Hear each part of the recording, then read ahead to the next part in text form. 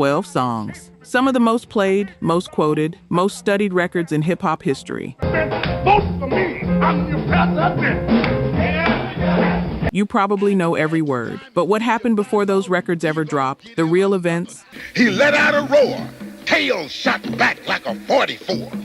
The real violence, the real betrayals that got inside the music? That story is something else entirely. We stand on the eve of a black revolution, brothers.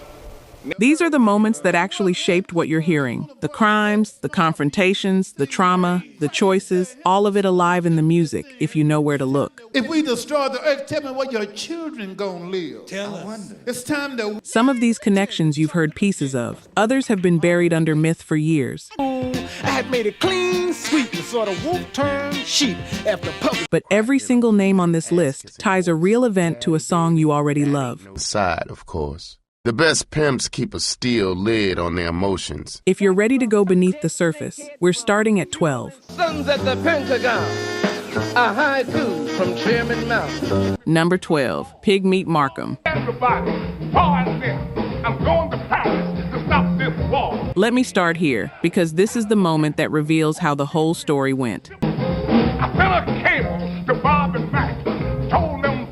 1968, a 64-year-old black comedian from the Chitlin circuit walks into a Chess Records studio, the same label that had Chuck Berry, Bo Diddley, Muddy Waters, and lays down a track.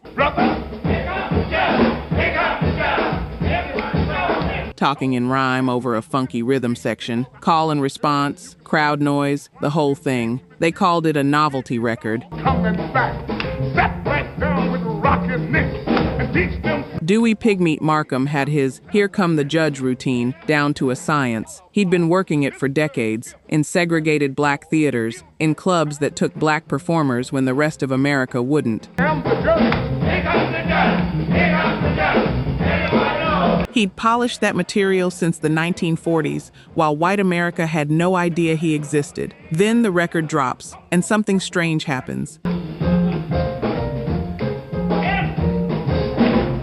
His song, Here Comes the Judge, peaked at number 19 on the Billboard Hot 100. Number 19, right up there with the Beatles, and they called it comedy, a novelty. Definitely not what it was. Help us all out this doggone mess.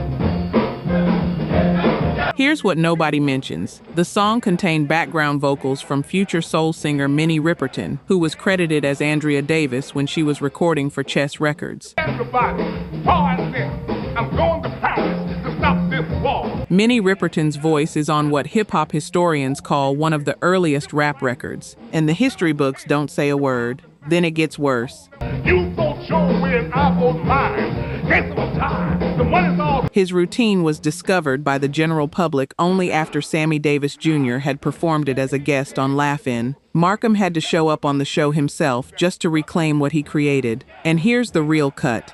All those cats got this to me because I am the judge and you can plainly see. DJ Hollywood and Kool Mo D both mentioned Here Comes the Judge as one of their main influences in hip-hop, specifically for the flow. The form was right there. I fell a cable to Bob and Mac, told them boys out. The next generation heard it, but the industry named it wrong on purpose. They heard the rhythm, heard the rhyme, and put it in the novelty bin. Yeah, he the total swing. Just about ready to do that. Number 11, Rudy Ray Moore. Stop this old ass-kicking shit. So he ran up on the... Here's a name you should know better than you probably do. 1970. A man named Rudy Ray Moore is working at a record store in Los Angeles called Dolphins of Hollywood, struggling, trying to figure out what his next move is. And say, I be damn if you don't eat all the pussy you see every time you get drunk. And then a regular customer walks in, a guy named Rico, and starts telling stories about a fictional pimp character named Dolomite. Rhyming, braggadocious, explicit, wild. Then he ran up on the elephant, talking to the swine. Said, all right. Moore was so bemused by the tales that he invited Rico over and recorded some of his stories, which he turned into stand-up comedy routines. He didn't take this to a major label. He didn't pitch a radio show. On every day in the week. For every day before the sun go down, He couldn't, because what Rudy Ray Moore was about to create had no path to mainstream radio, not because it wasn't good enough, because it was too real, too raw, too uncompromising for the gatekeepers to handle. Sitting on the fence giving a goddamn zebra break. These recordings eschewed traditional radio promotion due to their explicit content, instead relying on direct sales at live venues and word of mouth, which propelled one early Dolomite album to 300,000 units sold. 0 radio play. Your big bad motherfucker is gonna be your ass of mine. And when he had enough money from those underground sales, he spent most of his earnings from the records to finance the movie Dolomite, budgeted at approximately $100,000, and it made $12 million. You want to know the size of his legacy? About your people till my hair turned gray. He said your dad is a... Snoop Dogg wrote in the liner notes of a 2006 soundtrack release of the original Dolomite, "Without Rudy Ray Moore, there would be no Snoop Dogg, and that's for real." Good people. He said your brother died with the whooping cough and your uncle... Some of y'all know every word of this story. Others are writing down the name for the first time tonight. Both are valid. He deserved to be taught in school. Funny bunny motherfucker, and pick on somebody your own side. Eddie Murphy portrayed Moore in the 2019 Golden Globe-nominated biopic Dolomite Is My Name. Rudy Ray Moore died in 2008, 11 years before they told his story on a big screen. Big bad motherfucker coming your way. And when you meet... If you made it this far, you already know. You're not here for the algorithm highlights and TikTok clips. You're here for the real story. Here's what's crazy. 96% of people watching right now won't subscribe. They'll get the knowledge, then YouTube will bury us in their feed forever, which means when we drop that upcoming video, you'll never see it. Look, hip-hop radio ain't for everybody, but if you're still here, it's definitely for you. Hit subscribe so you don't miss the next chapter. Real recognize real. Number 10, H. Rapp Brown. My old man Tom and my mother worked from kin till can't, so I wouldn't have to... There's a man whose childhood nickname, not a stage name, not a brand, was Rapp, a name the streets gave him in Baton Rouge, Louisiana, because his verbal ability in the dozens and signifying games was so extraordinary that nobody could call him anything else. Columbus was the 14th century Joe Louis. From an early age, Hubert Brown excelled at a form of street poetry known as the dozens, and his verbal dexterity earned him the nickname Rapp. And he carried it from the streets of Baton Rouge all the way to the leadership of Saint-Nic. You want a yard? You give him a yard, he'll burn a cross on it every time.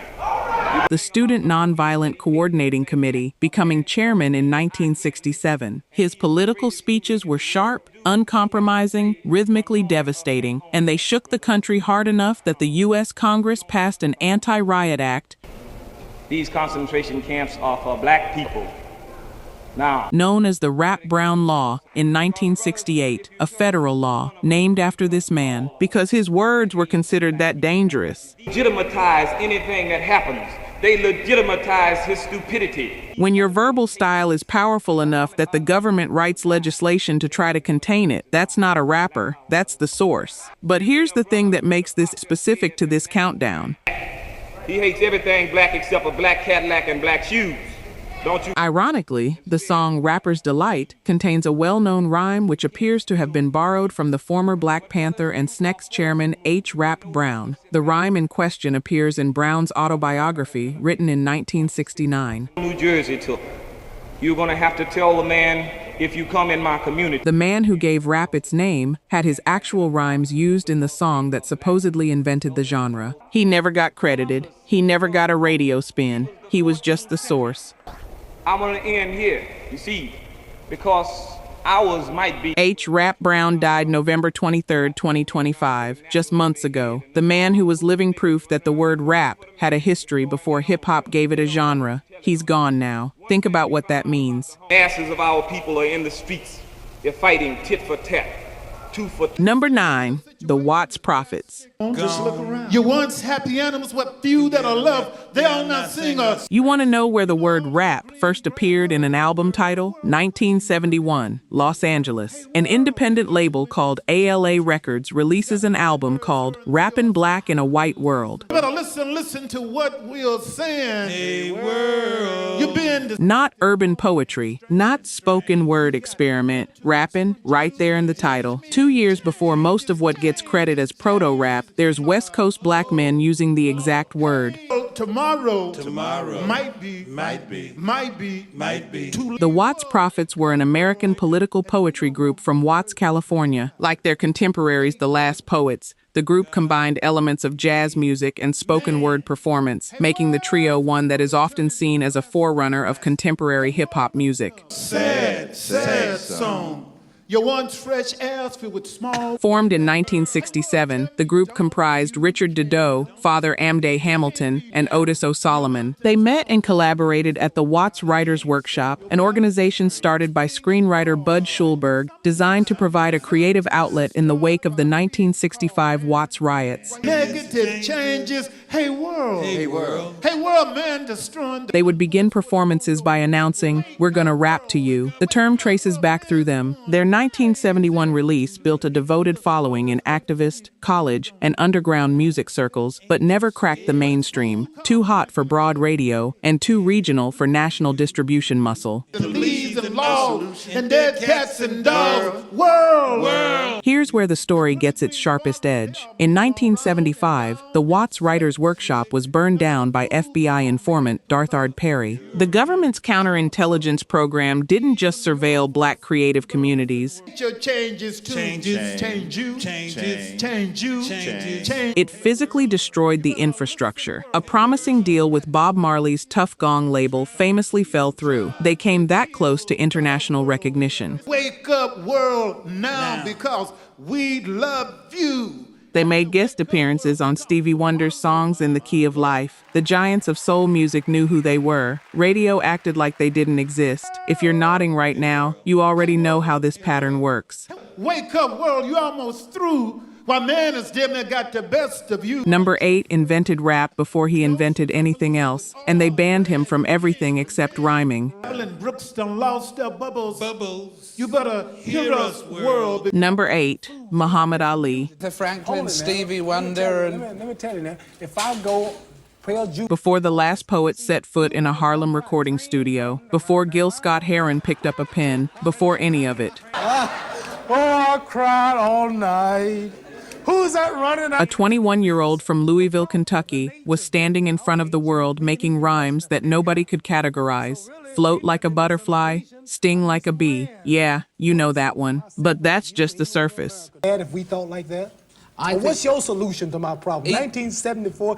What Muhammad Ali was doing from 1963 onward was rhythm and rhyme and political consciousness and braggadocio and cultural assertion all at once, years before anyone had a genre name for it. If white people have a party tonight and black people have a party, the party will be 100%. He recorded an entire spoken word album in 1963 called I Am the Greatest. Verbal performance over jazz, pure proto-rap, before anyone called it that. Out of my back door, honey. Boxer Muhammad Ali anticipated elements of rap, often using rhyme schemes and spoken word poetry, both for when he was trash-talking in boxing and as political poetry for his activism outside of boxing, paving the way for the Last Poets in 1968. You all just, white men just flew from New York to England and Gil Scott-Heron in 1970, and the emergence of rap music in the 1970s. And then in 1967, at the peak of his powers, the government took everything. He refused the Vietnam draft. Look all day on the jukebox to find some music. No. At our party, we'll have a wreath. And they stripped his title, stripped his license, banned him from fighting from June 1967 to October 1970. 3.5 years, during which time his voice, the one that had been rhyming the future into existence for 4 years straight, dogs in the buses, and they do everything with the dogs. So I ain't getting nothing to dog it. Was systematically shut out from mainstream America. Some people say Ali was the first rapper. Others say he was just a boxer who rhymed. Where you fall on that line says something real about how you define this art. Puerto Ricans and Indonesians cannot integrate. Egyptians and Drop it in the comments. I'm genuinely curious which side you're on, because I've heard the debate go both ways with people who both know what they're talking about. What's not debatable, so what I'm saying is, ain't nothing wrong with that music, but that fits the white. is that he was doing it first, doing it loudest, and they silenced him at the exact moment his voice mattered most. The dog got. I see dogs on television eating out of the same plate with white people. I see. Number 7, Iceberg Slim. As one of you bitches shit on herself or something? I bellowed as I flipped the long window toward. Robert Beck died in April 1992. He died broke. Understand that before anything else, because it defines everything that comes after. And be alone. Any good pimp is his own best company. His inner life. Robert Beck, better known as Iceberg Slim, was an American pimp who later became a writer. Beck's 1967 memoir Pimp, The Story of My Life, sold very well, mainly among black audiences. With an overly fine bitch in his stable has to keep his game tight. Whores constant. By 1973, it had been reprinted 19 times and had sold nearly 2 million copies. He was one of the best-selling black American authors of all time, but his connection to what we're counting down is specific. On fire, and the stink of those whores and the gangster they were smoking seemed like invisible. In 1976, Beck recorded 4 toasts with the Red Holloway Quartet playing jazz improvisations in the background. Reflections went on to influence rappers, including Ice-T, and it predated hip-hop originals such as Rapper's Delight and The Message by a few years. So rich with cunning and scheming to outthink his whores. As Kim got out, I said, spoken word over jazz. No radio would touch it. It lived underground, sold through the same networks as the Dolomite Party records. Under the counter, word of mouth, community to community. 3 years before mainstream radio discovered what words over music could be. Street whore has after a long, busy night. The inside of my nose was... Here's what lands different. The street tough pimp persona projected by Slim proved highly influential to hip-hop, especially 2 artists who paid tribute to him through their own names, Ice-T and Ice Cube, 2 of the most important rap names in history. The last whore off so I can get to my own hotel to nurse my nose with cocaine. The Ice is Iceberg Slim. They're crediting him every time someone says their names. Despite his popularity, Beck died broke. The author whose legacy named 2 rap icons, the spoken word artist who predated the genre by years. Shots or muscles me to do anything. Now take your stinking yellow ass up. He was the source for people who became the source. That's a specific kind of tragedy and a specific kind of legacy existing at the same time. Whores were chattering like drunk magpies. I smelled the stink that only a... Number 6, Nikki Giovanni.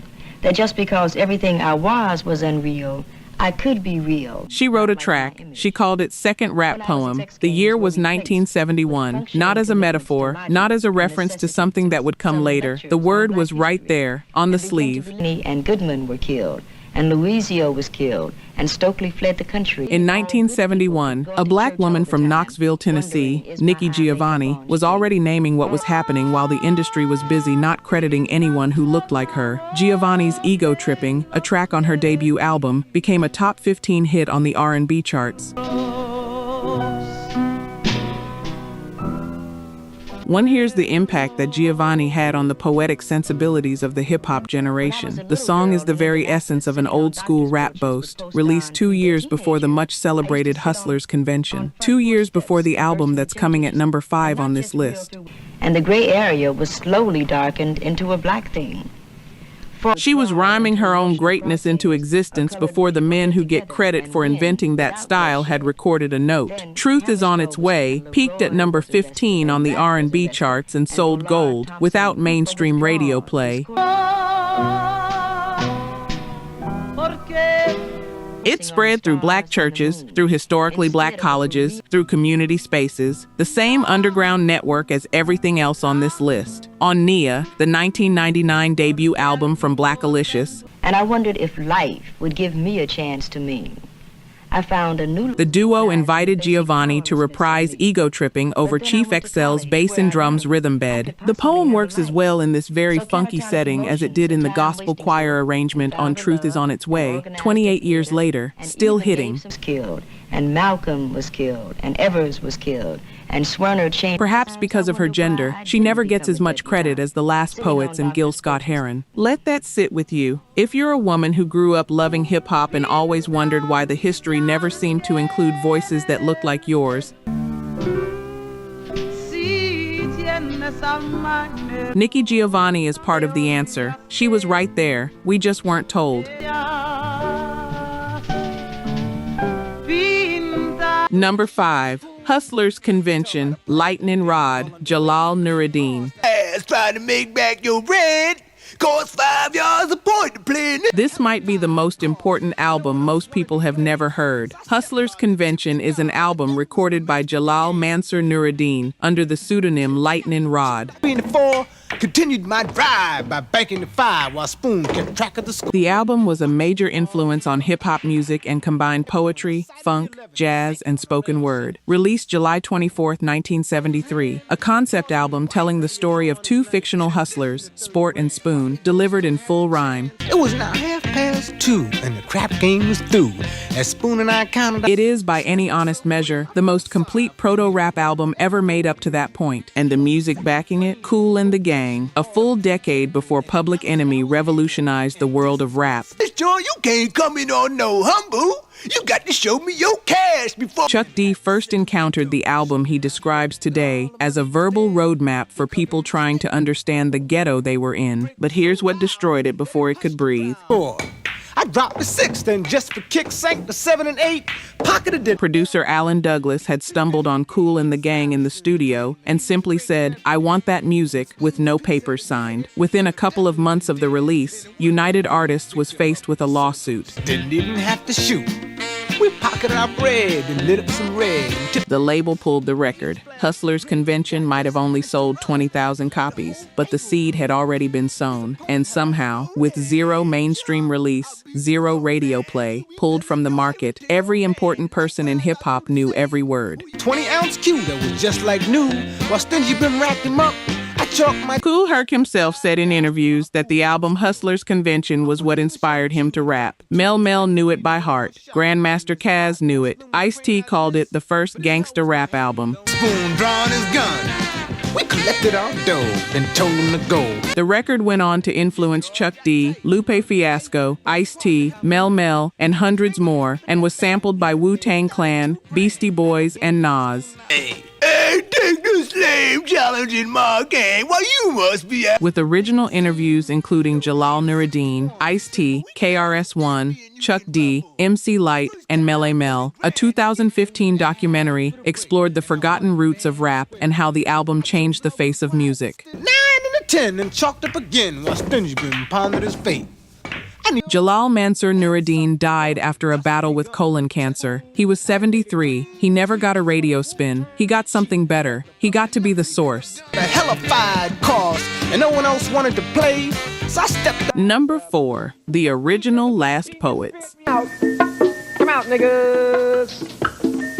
To all yours. Before the album that changed everything, there was a war. The original Last Poets were formed on May 19, 1968, the birthday of Malcolm X, at Mount Morris Park, now known as Marcus Garvey Park, in East Harlem, New York City. The beautiful black feeling, the beautiful black waves moving in beautiful air. The founding poets were Guyland Kane, David Nelson, and Felipe Luciano. The name Last Poets was inspired by Kiorapetse Kagositsile's poem, Towards a Walk in the Sun, a South African revolutionary poet And Say color of who declared the era to be the last age of poets before the complete takeover of guns. That was the beginning, the real founding. Those 3 men on that date in that park, but within months, the group was fracturing.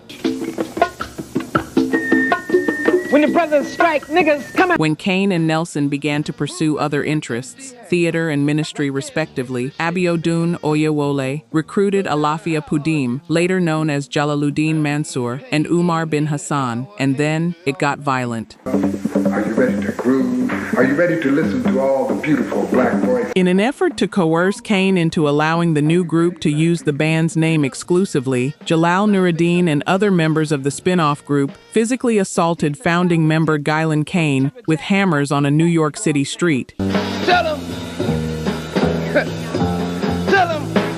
threatening to murder Kane's wife and children over a name, over the right to be called the Last Poets. The original founders, Kane, Nelson, and Luciano, shot the film Right On in 1969. Ready to love black, always loving black, The film remained out of the spotlight. Felipe Luciano, who would later leave to establish the Young Lords, stepped away. The founding poets quietly disappeared from the history books. You better look out for the blue gorilla. And whether what happened to Guyland Kane was betrayal or just the ugly business of who gets to claim a legacy, I'll let you decide. The culture got one version of the Last Poets. The other version got hammers on a street in New York and a film nobody saw. Number 3, Gil Scott-Heron. He was a student at Lincoln University in Pennsylvania, 1970. And one night, the Last Poets came to perform on campus. Hugo would say the next verse is about the medical. Gil Scott-Heron, a young spoken word artist, had seen the Last Poets perform at his college near Philadelphia that year. Their show inspired him to write and record "The Revolution Will Not Be Televised" as a response to When the Revolution Comes. That black boy over there running scared. His old man in a bottle. Not as an homage, as an answer. He was moved enough to respond. The original, spoken word version of "The Revolution Will Not Be Televised" was released in 1970 on Gil Scott-Heron's debut album Small Talk at 125th and Lenox. It didn't get much airplay on radio due to its incendiary lyrics, but it spread by word of mouth in black neighborhoods around the country, in campus coffee shops and nightclubs in West Philadelphia, Harlem, Watts, Chicago's South Side, and Atlanta. Then, in 1971, he re-recorded it with jazz backing for Pieces of a Man, and they released it as the B-side of his debut single, opposite Home Is Where the Hatred Is. They still tried to bury it. This song was never a hit. Scott-Heron never did make the Hot 100, not once in his career. The song was inducted into the Library of Congress's National Recording Registry in 2005 and has been listed by Rolling Stone as one of the 500 greatest. When they finally got around to naming it for what it was, Gil Scott-Heron had been fighting decades of personal struggle. He died in 2011. He never got the mainstream acknowledgement while he was in a position to receive it, and it was the Last Poets who put the fire in him. So if you ever needed a reason why number 1 matters, there it is. Number 2, Amiri Baraka and the Spirit House Movers. Lynch your father. Bomb your churches. Kill your children. Before the Last Poets formed in that Harlem park, before Gil Scott-Heron walked out of a campus performance knowing what he had to do, there was a man in a Greenwich Village apartment publishing Allen Ginsberg and Jack Kerouac on his own press. Yeah! Lead up the Underground Railroad, the journey's true. Yeah! Speaking for better conditions. Co-editing avant-garde magazines. Deep in the Beat generation, married to a white woman, this is where Amiri Baraka's story starts. Then Malcolm X was assassinated on February 21st, 1965, and everything changed. Move with us, fight, and move with us, then come with us. Within months, Baraka had moved to Harlem and founded the Black Arts Repertory Theater and School, BARTS, the prototypical institution of the Black Arts movement. He walked away from Greenwich Village, from his white wife, from his white literary scene, from his Obie Award for the play Dutchman. Black and a part of history, so why must he walked into Harlem and built something entirely new. He brought Cecil Taylor and the Sun Ra Orchestra into the streets, riding through black neighborhoods on the back of a flatbed truck. Art as weapon, taken directly to the people. Love your enemy. Last highest, first fire. Love your enemy. Rape your mother. Then he moved back to Newark, founded Spirit House, and assembled the Spirit House Movers, a spoken word collective, in his own words, a la the Watts Prophets and the Last Poets. In 1968, he formed his own record label called Jihad and released Black and Beautiful, Soul and Madness. All these people are black and a part of history. So why must they all she's black? Baraka reading his poetry over soul and doo-wop rhythm, spoken word over music, never once on mainstream radio. He was the practical inventor of the Black Arts movement. And that movement, built from Malcolm's death, from rage, from grief, is the exact soil the last poets grew in. Overboard. Love and land was taken away, culture taken away. 3 years before their debut album, Baraka was already doing what they would do, already being shut out the way they would be shut out. He built the house. No.1 moved in and changed history. Black children about George Washington Carver and Booker T. What about the great black? No.1, The Last Poets, the 1970 album. Black time is running out on bullshit changes, running out like a bushfire in a dry. 0 radio play, 300,000 copies sold. That's the whole story, and it's also the most extraordinary story in the history of American music. Time is running out of talks, marches, tunes, chants, and all kinds of prayers. The Last Poets is the debut studio album by spoken word recording artists, The Last Poets. It was released in 1970 through Douglas Records. The album's spoken word parts were recorded in one take, recreating the sense of a live performance. The way they'd been performing in the streets. The rawness was the entire point. It was one of the first records by an American group to publish lyrics on the album sleeve. The titles alone told you what radio was going to do. Time is running out of time. I heard someone say things were changing. Although radio stations did not play the album, the underground furor the album caused, especially in the African American community, was significant enough to allow the Last Poets to be booked into the Apollo Theater for a performance. Black time is running out on bullshit changes, running out like a bushfire in a dry. The Last Poets received little radio play, but sold more than 300,000 copies, peaking at number 29 on the Billboard album charts. 300,000 people found this record through word of mouth alone. Like a murder from the scene of a crime, like a little roach from DDT running out like... That's not streaming. That's not algorithmic discovery. That's one person telling another person you need to hear this 300,000 times. The songs from The Last Poets were used by various hip-hop musicians, including N.W.A, Notorious B.I.G, and Brand Nubian. The track Wake Up Niggers is featured on the soundtrack album to the film Performance, a 1970 film featuring Mick Jagger. David Bowie listed their debut among his favorite albums in a 2003 Vanity Fair interview. Common brought them onto the corner in 2005. Their brand of politically charged poetry has inspired some of the biggest names in music, including Marvin Gaye, Funkadelic, Curtis Mayfield, and Quincy Jones, all the way through to hip-hop giants such as Dead Prez. I understand that time is running out.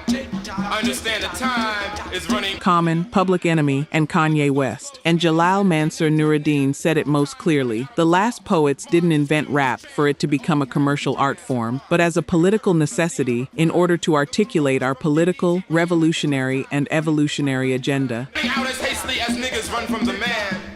Time is running out on a natural. They never needed a radio spin. The critic Jason Ankeny wrote, with their politically charged raps, taut rhythms, and dedication to raising Black consciousness, The Last Poets almost single-handedly laid the groundwork for the emergence of hip-hop. Understand that time is running out. Understand that time is running out. Jalal Nuriddin died after a battle with colon cancer. He was 73. The revolution was never televised. It was also never on the radio, but it was recorded right here. That's a movement, never warning